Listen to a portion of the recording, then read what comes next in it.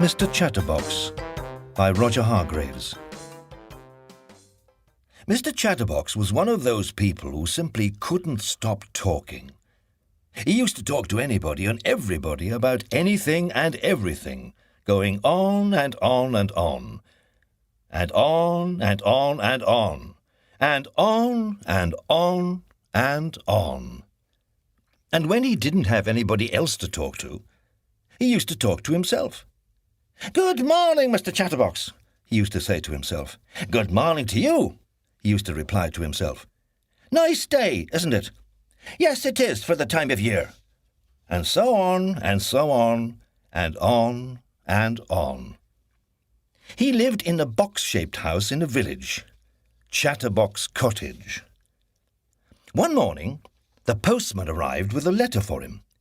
"Morning, Mr. Chatterbox," said the postman. "Good morning to you, postman," replied Mr. Chatterbox. "Although, as I was saying to myself only yesterday, or was it the day before, I forget. However, it's not quite so good a morning, in my opinion, but I might be wrong, although I'm not very often, as it was the other day. Monday, I think it was, or perhaps it was Tuesday, but never mind, because it is quite a good morning, don't you agree? Yes, of course you do, because that's what you said to me in the first place, And he went on and on all morning, and the poor postman was late delivering all his letters. That afternoon, Mr. Chatterbox went into the hat shop in the village. "Hello, Mr. Bowler," he said to the man who owned the hat shop.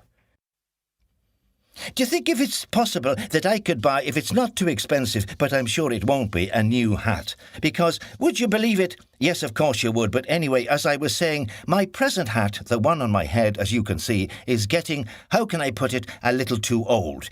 Because I've had it for, let me see now, it must be, let's think, 10 years. No, I tell a lie, it can't be that long. Or can it? Well, yes, it could be, but on the other hand..."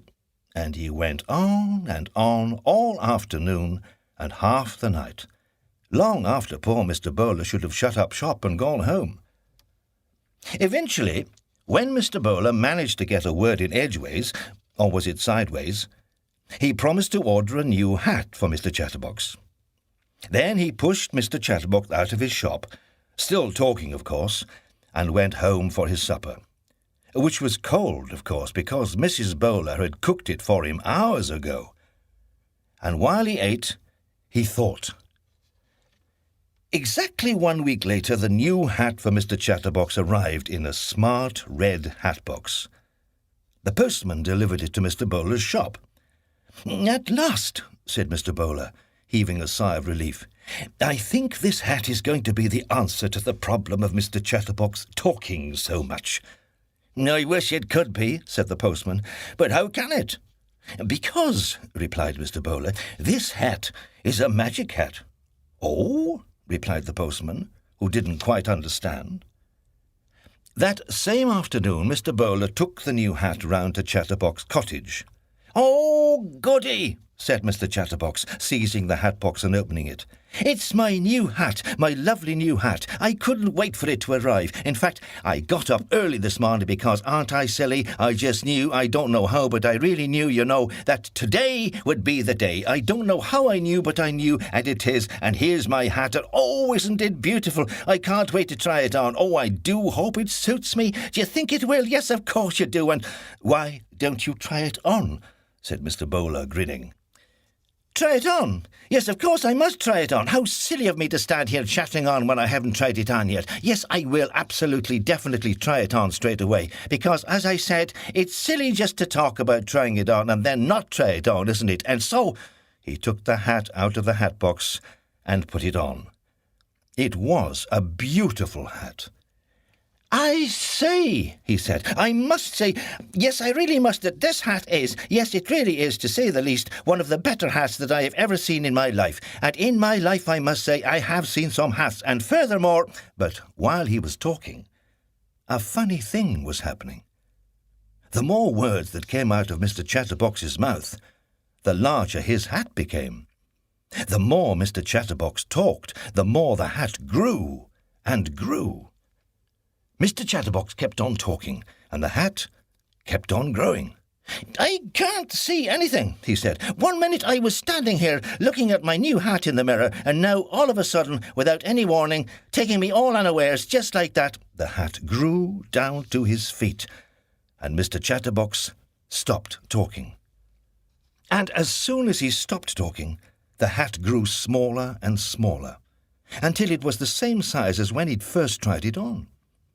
Mr. Bowler had gone when Mr. Chatterbox couldn't see him, and now he was walking back to his shop. "My special magic hat really works," he chuckled. The following day, Mr. Chatterbox was out for a walk when he met the postman in the village. "Hello, postman," he said. "I say, do you like my new hat?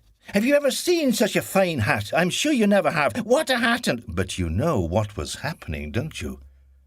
The hat grew and grew and grew, the more Mr. Chatterbox talked. "Now I know what Mr. Bowler meant by a magic hat," chuckled the postman.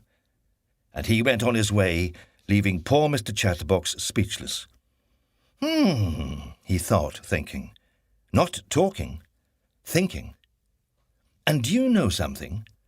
That hat taught Mr. Chatterbox his lesson.